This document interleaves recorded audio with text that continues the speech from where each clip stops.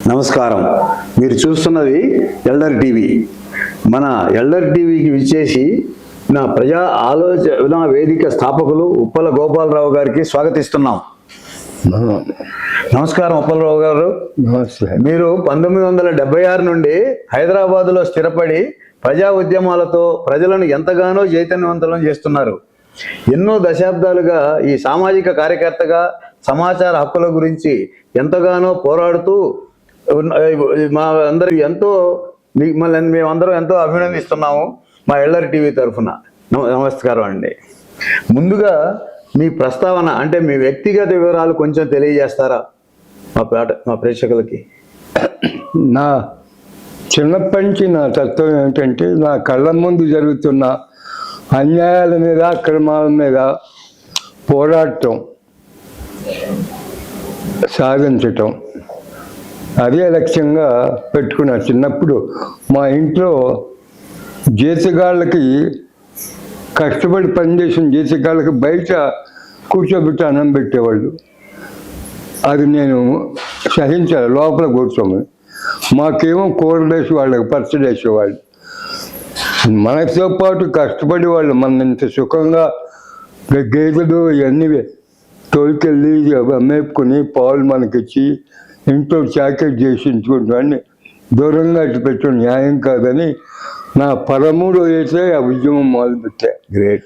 తర్వాత నేను మొట్టమొదట పుట్టింది బ్రాహ్మణ కోడూరు, తర్వాత ఎక్కువ కాలం మిర్యాలగూడ అనుకోండి. ఆ బ్రాహ్మణ కోడూరులో పెద్ద మనుషులు చేసే మోసాల మీద, మాయల మీద పెద్ద తిరుగుబాటు చేయటం, వీటికి అందరూ వాళ్ళ లెక్కలు అవన్నీ కూడా ఆ రోజుల్లోనే నేను సమాచార హక్కు చట్టం కింద వాళ్ళు చేసే మోసాలు ఏమిటి, ఎక్కడ పాటలు పాడుతున్నారు, ఇక్కడ ఎంత కమ్ముతున్నారు అనేది ఇరిగేషన్ డిపార్ట్మెంట్ నుంచి సేకరించి అప్పుడు కాలువగట్ల మీద పశువులు నాపటానికి మైలుకి ఇంతని ఉండేది. అది వాళ్ళు చాలా చిన్న అమౌంట్ తీసుకొచ్చి ఇక్కడ వచ్చి వేలకు వేలు సంపాదించేవాళ్ళు.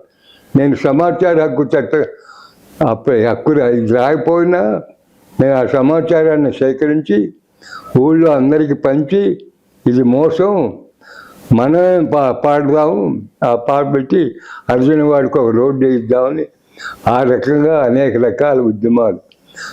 అక్కడే ఆ రోజుల్లో ఈ టాయిలెట్స్ లేవు కదా, ఆడవాళ్ళు బయట ప్రదేశాలకు వెళ్తే దొంగల ముఠ ఒకటి అనీజీగా ఉన్న సమయంలో గొలుసులు లాక్కోవటం, చెవులు పోగులు లాక్కోవటం, వాడి మీద నేను దొరిచి వాడిని ఇనప కట్టలు పెట్టి బాగా నలగొట్టేసేసి ఆ రోజు నుంచి వాడు దొంగతనం కూడా మానేశాడు. ఆ రకంగా అనేక కార్యక్రమాలు లేండి. కూలీలకి, రైస్ కూలీలకి, పనిచేసిన కూలీలకి 10 తరవలు తెప్పించుకునేవాడు ఆ ఇంట్లో కూడా. ఎవరు అట్లా పనిచేసిన రోజే డబ్బులు ఇవ్వాలి, లేకపోతే ధాన్యం ఇవ్వాలని అట్లా వ్యవసాయ కూలీల ఉద్యమం. అట్లాగే రైతులకు జరిగే అన్యాయాల మీద అనేక రకాల ఉద్యమాలతో స్టార్ట్ అయ్యి నేను తర్వాత మా మేనమా వాళ్ళు మిర్యాలగూడ, నేను ముఖ్య మిర్యాలగూడలో సెటిల్ అయ్యా. మిర్యాలగూడలో సెటిల్ అయ్యి పేరుకి రైస్ మిల్లే కానీ రైస్ మిల్లు కార్మిక సంఘాలు, అక్కడ పారిశుద్ధ్య కార్మికుల సంఘాలు, రిక్షా కార్మికులు, అక్కడ అనేక సంఘాలు పెట్టి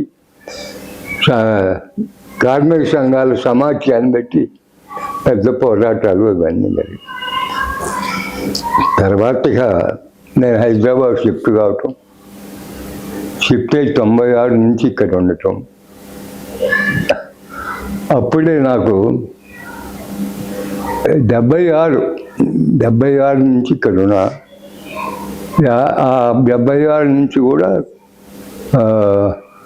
అనేక ఇక్కడ సమావేశాలు ఇవన్నీ పెట్టి 96 నుంచి బాగా యాక్టివ్. అదే ఇట్లా ఈ సీనియర్ సిటిజన్స్ 96కి నేను సీనియర్ సిటిజన్ అయ్యాను. అంతకుముందు నుంచి నాకు ఫాదర్ ధనరాజు గారని ఆయన హోమ్ ఫర్ ఏజ్డ్కి ఇన్ఛార్జ్గా ఉండేవాడు సికింద్రాబాద్. ఆయన నాకు చెబుతూ ఉండేవాడు, సీనియర్స్ ఉద్యమం లేదు ఇక్కడ, ఫ్రాన్స్లో ఆమె జీన్ దుగాన్ అని ఆమె స్టార్ట్ చేసింది. దాని పుట్టుపూర్వోత్తరాలు, దాని బ్యాక్గ్రౌండ్ అంతా నాకు ఫీడ్ చేశాడు ఆయన.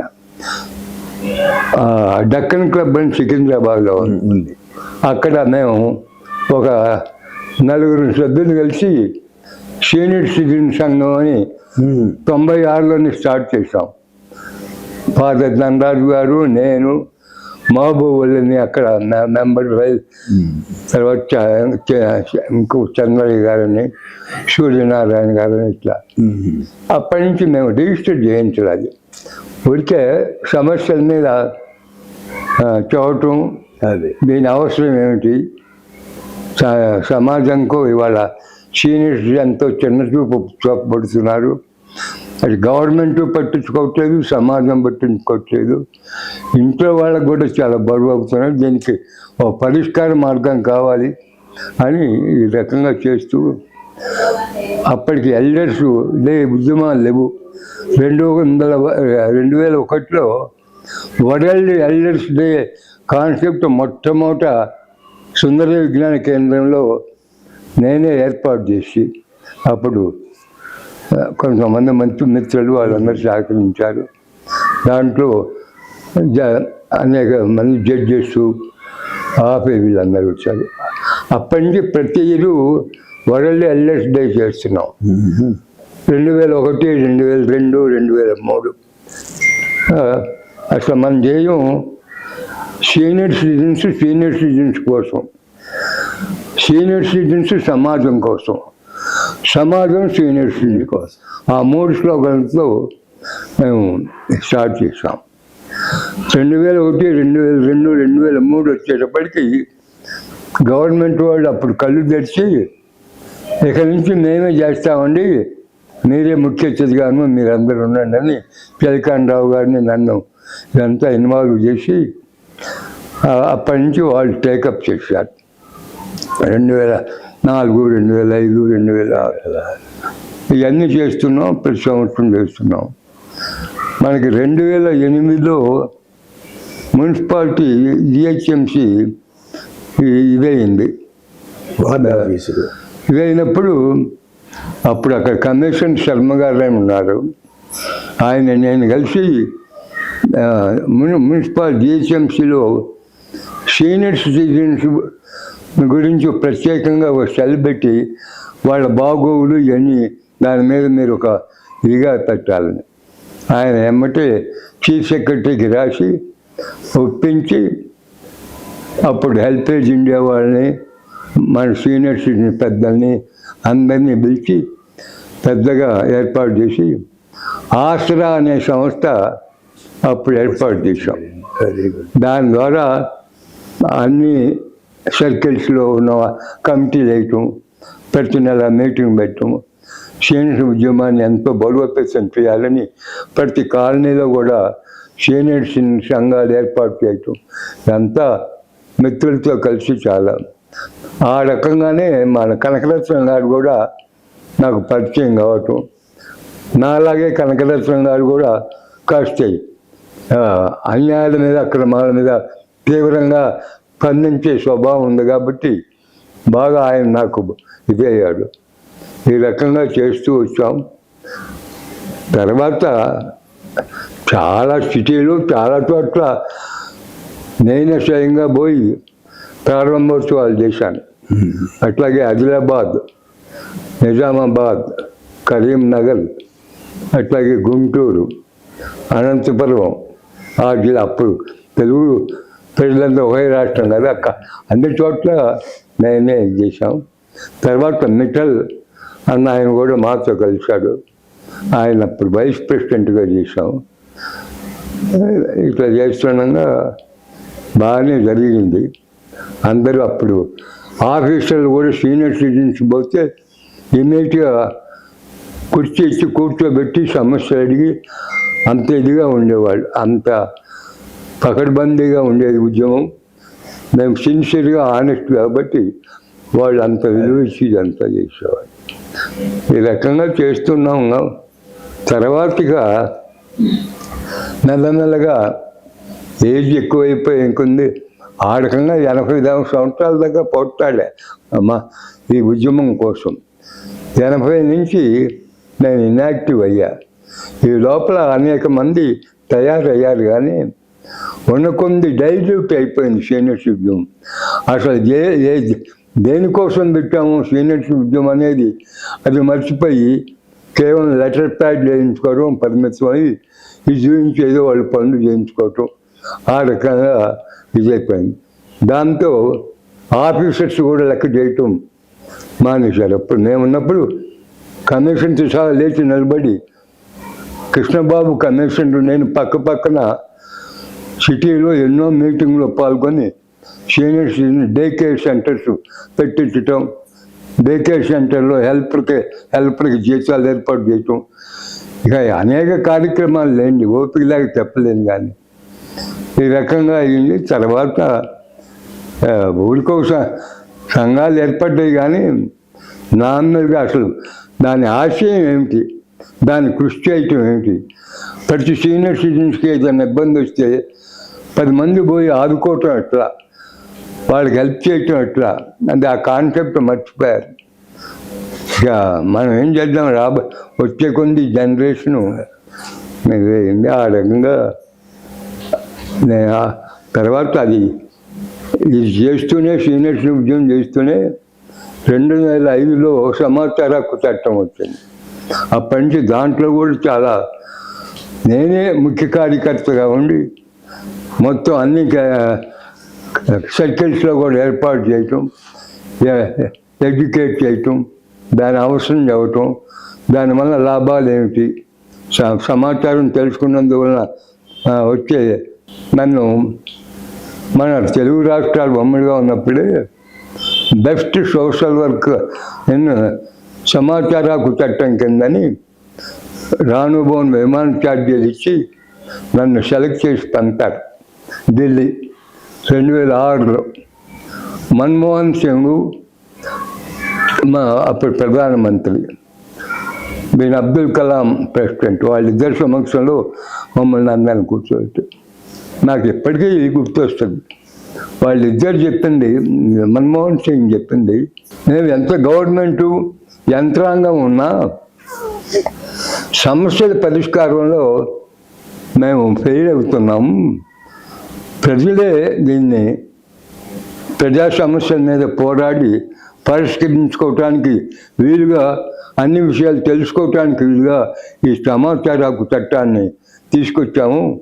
దీన్ని మీరే బలం తీసుకుని మంచి సుపరిపాలనకు దారి ఇవ్వాలి అనే కాన్సెప్ట్ వాళ్ళిద్దరు చెప్తే ఇవాళకి, కానీ ఉన్నకొంది దిగజారిపోయి సమాచార హక్కు చట్టాన్ని కూడా మొదట్లో దిలీప్ రెడ్డి గారు మేమంతా కలిసి ఉన్నప్పుడు ఆయన ప్రతి జిల్లా తిరుగుతూ మమ్మల్ని కూడా తీసుకెళ్ళేవాడు.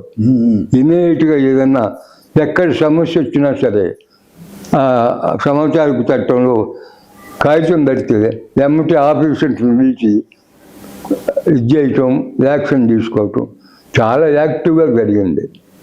కానీ ఉన్న కొంది 2005 నుంచి 2010 దాకా ఆ కాగితం, తర్వాత వచ్చిన సమాచార కమిషన్ అంత యాక్టివ్గా లేకపోవటం.